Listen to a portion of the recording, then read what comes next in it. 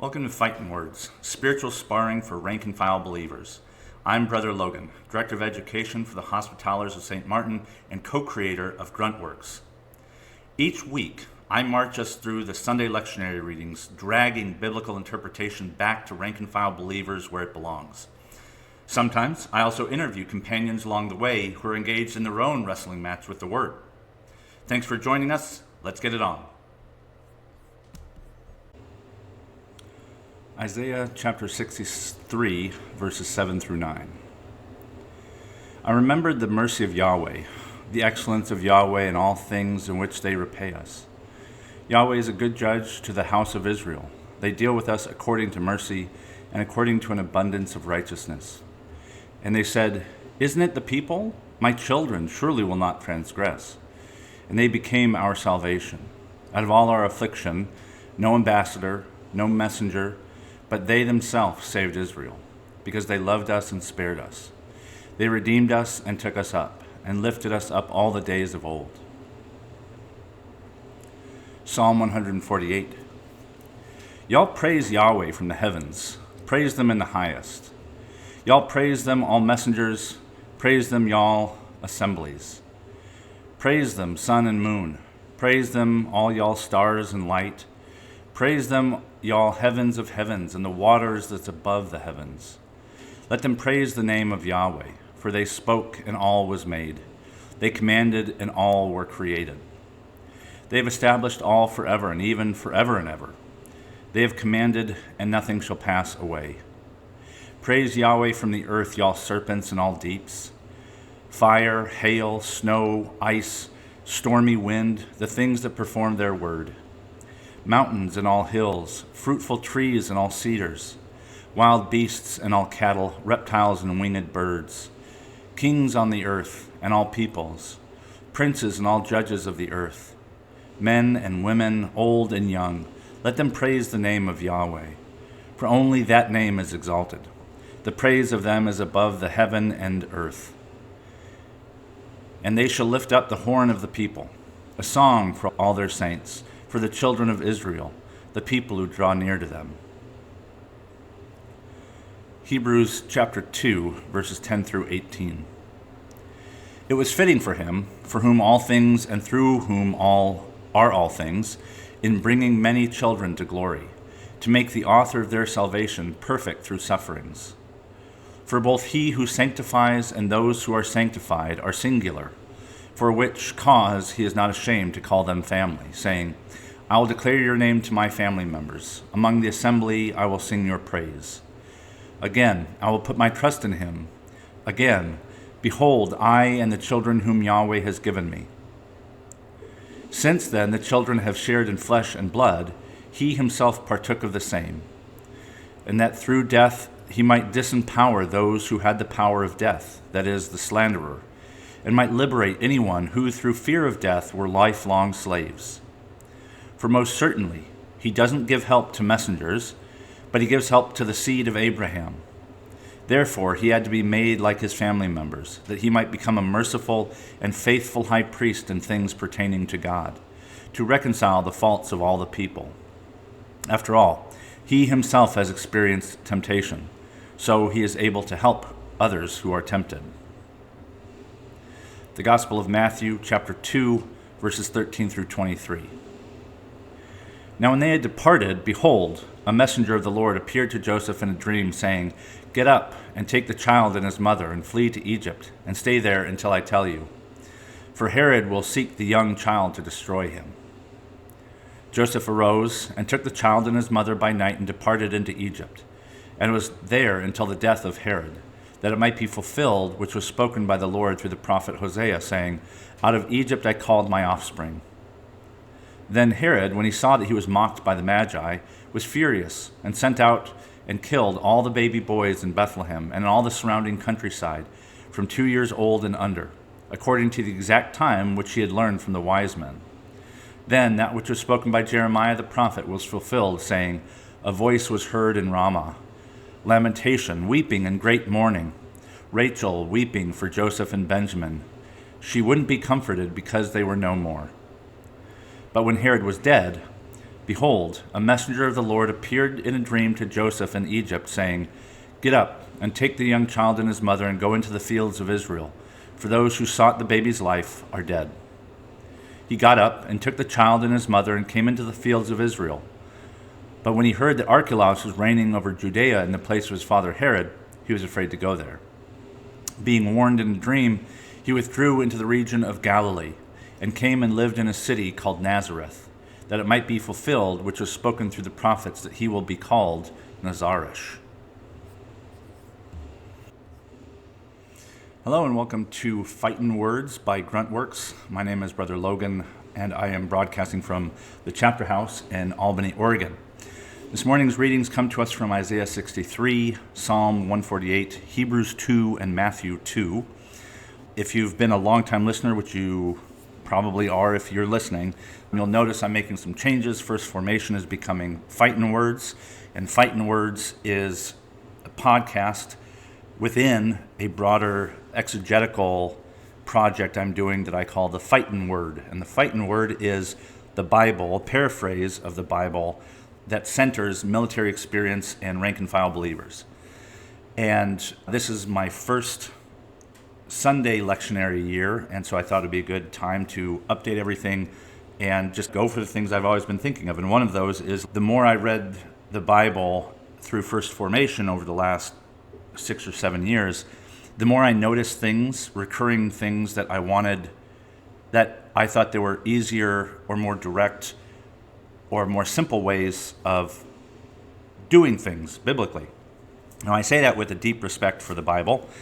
The Bible has been with me through thick and thin, more than most believers that I know, at least people that claim to be believers. And the more I allow myself to trust the Bible as a companion along the way of God and the way of Christ, it hasn't let me down. And something somebody said a while ago, you'll notice, maybe it's copyright law or Disney or something, but like the last big interpretation that we have, I'll say in the English-speaking West in America, are these like Victorian-era translators from the late 1890s. Philip Schaff did the Nicene Fathers, but also a lot of the biblical interpretation through Wycliffe and Bible translators often will either take on a very conservative hermeneutic that's very like inerrancy, which is weird because this is not done in English, and Hebrew and Greek do not translate directly to English, or it's like the Message, which is very nice, but also feels like it waters down some really sharp points in the Bible. And I don't have Greek or Hebrew. I just have years and years of using my Greek keyword, Hebrew and Greek strong references keyword Bible that I got in '05. So what is that? 20 years? Gosh, 20 years ago. And so anything that I change, I call a paraphrase. When I taught the Bible at Methodist University in Fayetteville, North Carolina, I taught my students that there's 3 basic ways to look at Bible translation. There's static, literal translation, word for word, which will be completely illogical in English, not only because the grammar and the syntax is different, but also Hebrew is this trilateral consonantal language, and we inherit a lot more from the Greek and Latin in America and in English than we did from the Semitic and Asiatic languages. And then on the other hand, there's dynamic translations. And the further you get from the word-to-word literal translation, it's called dynamic, and they'll be called paraphrases. They want the thought, the feeling, the essence. I don't want to say the essence and privilege dynamic readings, but the word-to-word equivalence is not important for paraphrases. Paraphrases are like the Common English Bible. Translation that I start from, that you will see on pewpewhq.com/TFW, where I host this exegetical thing. I used, for the Old Testament, the Hebrew Bible, I used the LXX, also known as the Septuagint, public domain translation someone did a long time ago in 2012. And then for the New Testament, I used the World English Bible, but I change it up quite a bit, and I'll get into that in a moment. The World English Bible is also public domain, But the authors of that piece have asked, don't use WEB if you change it. And I want to be able to publish the Bible as I've reworked it without getting into copyright problems. So the WEB is what I start with, and then I change it, and it becomes my own translation that I call the Fightin' Word. And most of the readings today, you'll probably hear them. A couple things I want to go over. When we see there's a lack of plural noun for you, third person plural. In the South, we'd say y'all. That is thought to be distasteful or like lowbrow, which is just dumb. So I use y'all, where in the Hebrew or Greek, if they use a third person plural, it will often get translated into just a you, because that's what it is for a lot of English speakers. You out there, and you might then go say you all out there, and then it's like, why don't you just say y'all? So when you hear me say y'all, I'm translating a Greek third person plural into the vernacular for me. I lived in the South for, I don't know, maybe 10 years, I can't remember. The other one is gendered pronouns for God they're gendered in the Hebrew and the Greek. But I don't think our symbols for God are always inadequate. So choose your inadequate reference. Whether you think of God as a male or you think of God as female, they're both inadequate. God precedes gender radically, like all the way to the root. There's no gender for God. But at the other hand, I can see how, like, if you use a third person pronoun for God, it or they, it can feel weird. And so I started thinking, what if I just call them M? Like in Hebrew and in Judaism, you'll refer to, when you see the tetragrammaton, you'll say Hashem, the name. And at the end, in English, a little apostrophe EM. And sometimes when we speak quickly in English, you'll shorten them to M. Go get 'em, right? I never said them, I said M. And so by combining the and M and combining them into two, if you go to read my translation at pewhq.com/TFW, you'll see TH''EM. And that is my function. That is how I point to God without getting caught up in the gendered references. And I also use Yahweh a lot because if God gave us a name, that's a mark of familiarity. When I was in the military, we only knew each other by our last names, which is printed on our uniforms. And there's something special that happened when you learned your battle buddy's first name. And there's something special that happened when you used your battle buddy's first name. Because everywhere you went, you used their last name and maybe their rank, or maybe just their rank. And using someone's first name was special. And if God has given us their name, I think we should use it.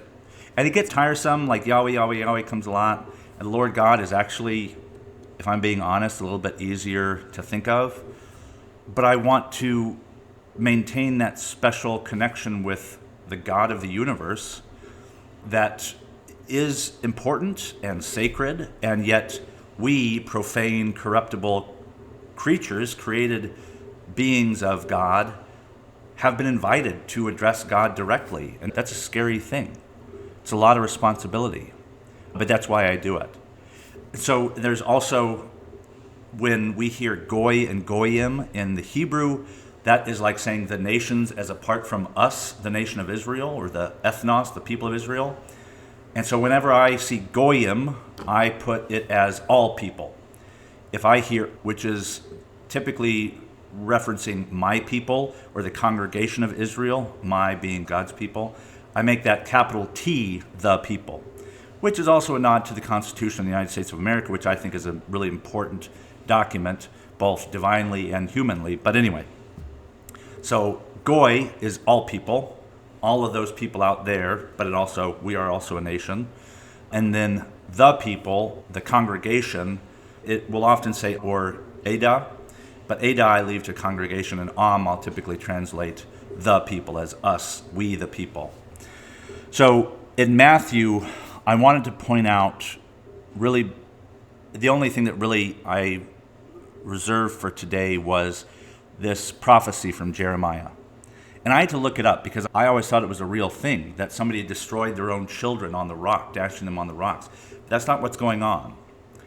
in Matthew, Joseph is told in a dream to go to Egypt. And this is Luke's way of saying, this is who we're talking about. Joseph, the patriarch, the son of Rachel, Jacob's favorite wife, who only had two sons, Joseph and Benjamin. Luke has them go to Egypt to make real clear, look, this is who we're talking about when we're talking about Joseph. It's the adopted father of Christ, but also like Matthew uses it. Mark never mentions a father. Paul never mentions a father. It's not until Matthew and Luke that we see this, and they both do it. They just accept that Joseph is Jesus' dad, adopted dad. They'll admit that. And Luke even says in his genealogy in Luke 3, it is said that Joseph was his father, so here's his patrilineal genealogy. But in Luke 1, forget about Luke 1. Matthew is pointing out the narrative force of this story.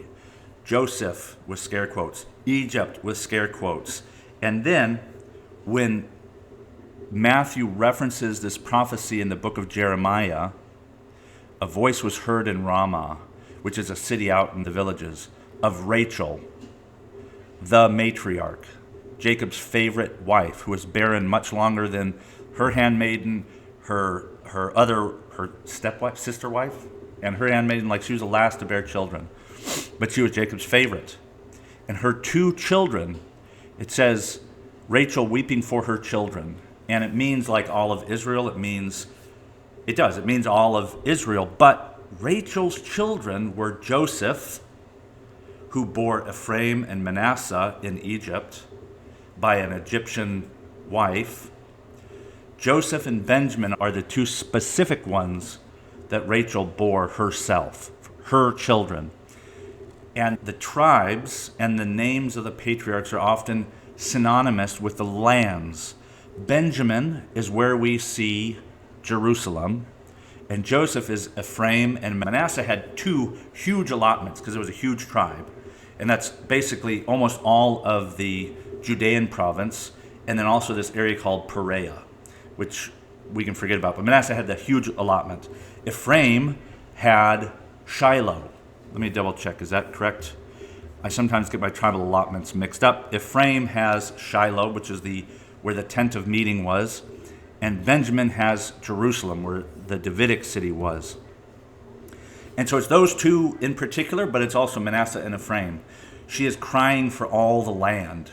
And it goes on to say that Herod and the massacre of the innocents took place in Bethlehem, which is the very northernmost city of Judah, and the surrounding countryside, which is Benjamin, Ephraim, and Manasseh. And so when that's pointed to, Rachel is, of course, weeping for everybody. There's all symbolism. But let's not forget the particularity. Rachel's children were the last of the tribes of Israel. And in biblical imagery, that is the best. That is the center. That is where we want to be looking. We want to be looking at Joseph, who was sold into slavery, and his younger brother, who, when Benjamin was born, Rachel died. And so this is affliction and sadness and depression all just smashed in together. She's weeping because her children are no more. Not only have the northern tribes been carried off hundreds of years before, but I think what Matthew is saying here is that even the remaining ones, Benjamin and Ephraim, and right there in the fertile area just to the west of the Jordan River, that is going to be no more. That almost all of Israel, where are they? They're gone. They are no more. And so Matthew, this writer for a Hebrew audience, is indicating the prophetic utterance of, we have sinned and God is afflicting us. And affliction and salvation are bound up in one. Matthew is writing after the destruction of the temple, after Jesus has already come and gone, after Paul has written. This is somebody looking back on Israelite history and trying to make sense of it in the way that Israelites have always made sense of it. The prophets, the writings, especially Chronicles, Chronicles goes through their own history and this sucked, this is how we know God was here. This was great, this is how we know God was here. And so all the Gospels, the entire Bible, I'd say, is a parable for what God has done in human history through a particular people for the entire world. And so this is coming to a point right at that time when Herod, destroys Joshua's temple, builds up his own, and basically reorganizes a Solomonic propagandistic imagination. Look how prosperous we are.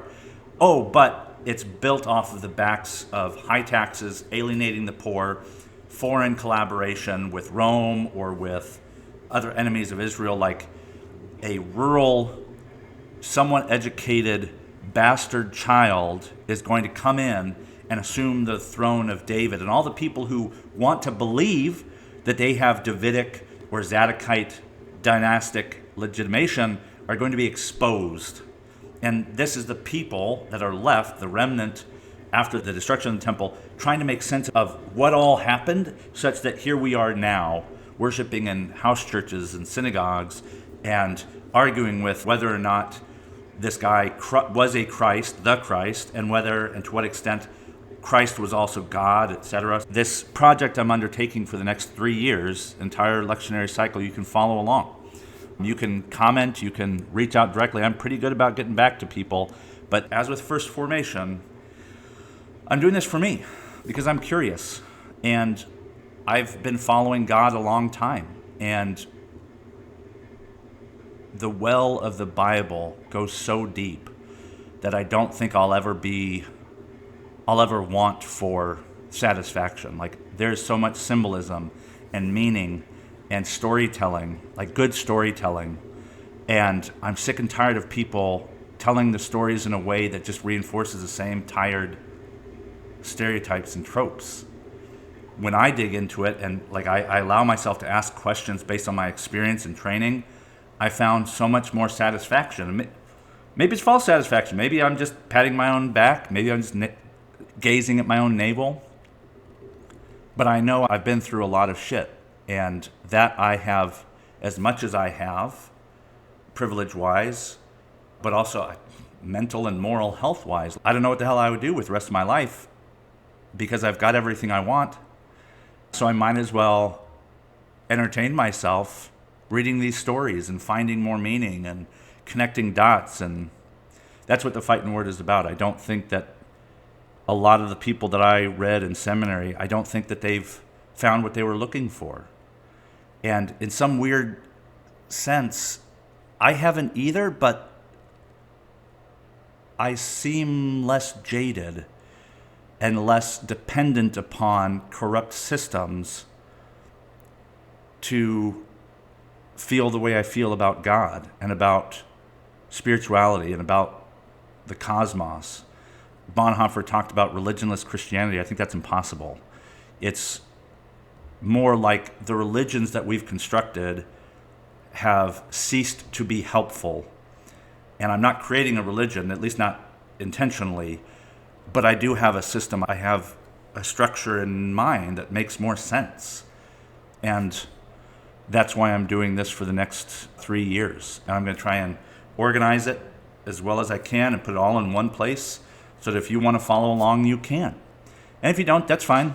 I'm going to try and make it as freely available as possible. The public domain versions were free to me, and I'll try and make as much as I can free to anybody who wants to read God beside me. Well, them's fighting words for this week. Support Gruntworks on Venmo with username PewPewHQ, or visit pewpewhq.com/TFW to collaborate, send prayer requests, or read more of the Fightin' Word, my exegetical project centering rank and file believers. Subscribe wherever you listen to podcasts, or if you're on Apple Podcasts, leave us a rating and a review. Thanks for federating the faith with me. This has been Brother Logan, Semper Fam.